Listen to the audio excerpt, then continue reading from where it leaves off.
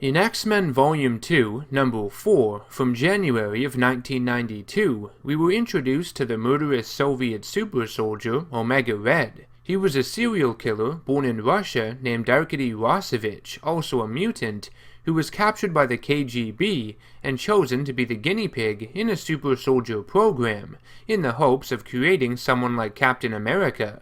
The Soviets would implant retractable carbonadium tentacles into each of Rossovich's arms. Carbonadium was their failed attempt at recreating the indestructible alloy known as adamantium, the element found within Wolverine. Though carbonadium is strong, essentially indestructible, it's not as durable as adamantium and has been slowly poisoning Rossovich's body. Due to this, Omega Red has the ability to drain the life energy from people using his tentacles, and needs a device known as the carbonadium synthesizer to temporarily sustain his immune system in bursts.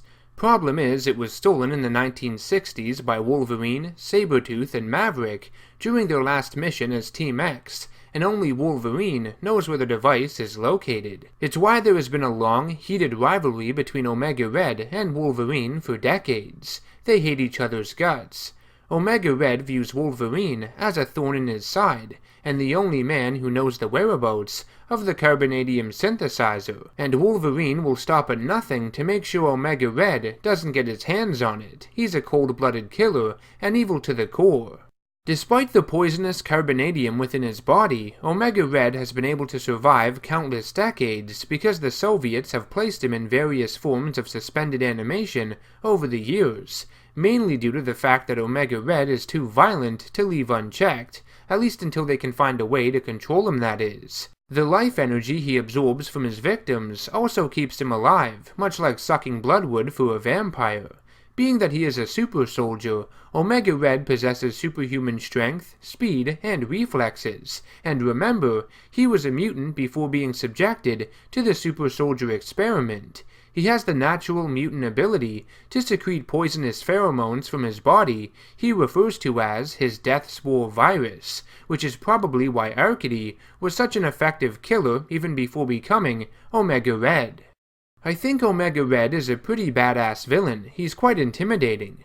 The blood-boiling feud he has with Wolverine is by far the strongest appeal this character has, because unfortunately, his motivations for the most part revolve around a MacGuffin, the carbonadium synthesizer. It only exists within the narrative to give Omega Red a reason to fight Wolverine, and the X-Men for that matter, and is irrelevant outside of that. Time and time again he goes without it and manages to survive due to the fact that he can absorb life energy, so the synthesizer itself doesn't really serve much of a purpose if you really think about it. Outside of his battles with Wolverine, this character hasn't really evolved much since debuting in the early 1990s, at least in my opinion, and from what I've seen of him. I could be wrong. Wolverine did kill him in his 2000 series Wolverine Origins, and Arkady's body would be revived with mystical energies in X-Men Gold before he was taken into custody by Russia's form of S.H.I.E.L.D., known as Sickle, but apart from that, I don't have much more to say about him. Omega Red is a cool character, but I don't think enough has really been done with him over the years. He's good, but not phenomenal by any means. Again, Omega Red is a badass. He's intimidating. I'm not saying he isn't. That's why he can be so enjoyable as an antagonist. And I love, much like characters from Captain America's Rogues Gallery like Baron Zemo or Winter Soldier for example, the idea that he is a skeleton of the past that manages to keep coming back to haunt the hero. These types of villains signify a memory and are a physical tormentor that can never remain fully buried. I just feel compared to other similar characters, Omega Red leans on that MacGuffin a little too much, which unfortunately causes his motivations to feel a bit stagnant at times.